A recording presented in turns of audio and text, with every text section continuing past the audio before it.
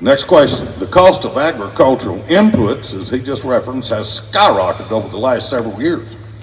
If trends continue, some sources project a 40% reduction in American agricultural production within 5 years' time. What is your specific plan to address the challenges facing American agriculture in terms of cost of production right now? Jeremy, it's your turn. So I looked into this a couple of days ago in connection with the current farm bill that they're struggling with, but the farm bill is not comprehensive for all issues facing agriculture.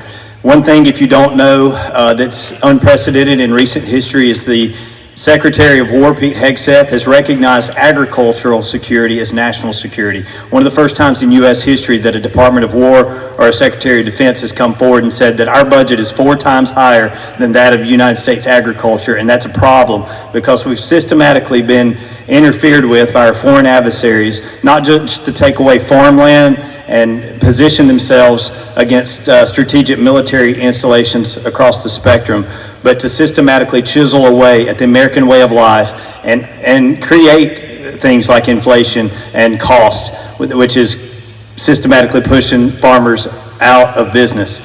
Pete Hegseth said farm security or agricultural security is national security, and if we don't start addressing it in that capacity, we're going to fail in the very short term. I don't know if there's a timeline put on that, but what I will tell you is government has to be deregulated. It has to get out of our business. We're not going to turn things around until we start holding institutions accountable. And if you'll send me to DC, I will be the accountability measure. I will be in the faces of those who don't want to have those hard conversations. That's where I've been for the last 12 years. That's where I will continue to be until we see the needle move in the direction that supports you at the ground level. Thank you.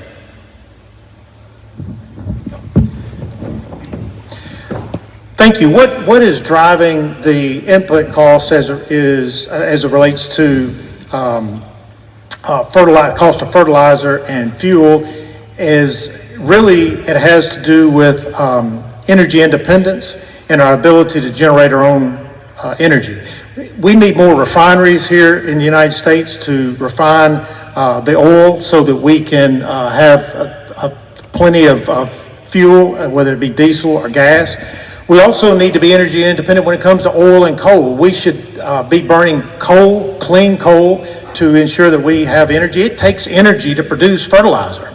And so it's when we don't have enough electricity.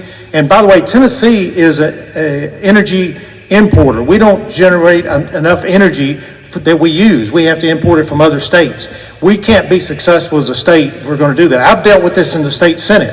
The only data center bill that came out of the legislature this past year was a bill that I sponsored and got passed through the legislature. And it basically says that data centers, which have an insatiable appetite for electricity, that if you put in a data center, they have to bring their own power. And that saves money for ratepayers like you and I, but it also ensures that it keeps rates low for the companies that are coming here and that generate, that produce the fertilizer and the fuel and everything that farmers need to operate their farm. I've already dealt with this at the state level. I want to deal with it at the federal level as your next congressman. Todd. Thank you again, Mr. Richard, for the question. I want to hit on a couple of things real quick. The farm bill was mentioned. This farm bill that's being discussed in Washington needs to be about one thing. It needs to be about the farmers. It don't need all the pork attached to it that they're going to try to stick in there when it comes time to pass this farm bill. It needs to be about one thing, and that's helping farmers and helping small farmers. Number two, we don't hear as much about it now, but we've heard about it in the past years, the ethanol plants. I'm not sure it makes sense to make ethanol when fuel is $2.50 a gallon or $3. But when diesel fuel is $5 or $5.50 a gallon, like we've seen, it may start making sense to put more of those ethanol plants online. And then that would help the farmers when they go to sell their corn. It would give them another option and maybe get those commodity prices up a little bit. But at $2 fuel, it may not make sense to turn that corn into fuel. At $5.50, we definitely need to be looking and seeing if we can turn that corn into fuel. Thank you. Thank you. You know, the farmers here are experiencing the pain that many in the United States are feeling, from inflation, from higher taxes, from the extreme regulations that are placed upon people who are trying to survive. There are approximately 783 farms in this county, covering a span of about 225 acres.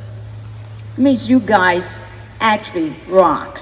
You guys do a great job, but you've got the federal government that is placing its thumb on your ability to be successful.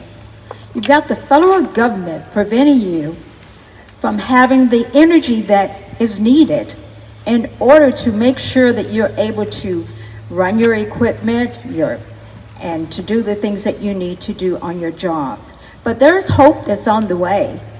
I know that the president is dealing with what is happening in Iran, and I know that Iran chooses to not really come to the table in order to make sure that the MOU is actually solid.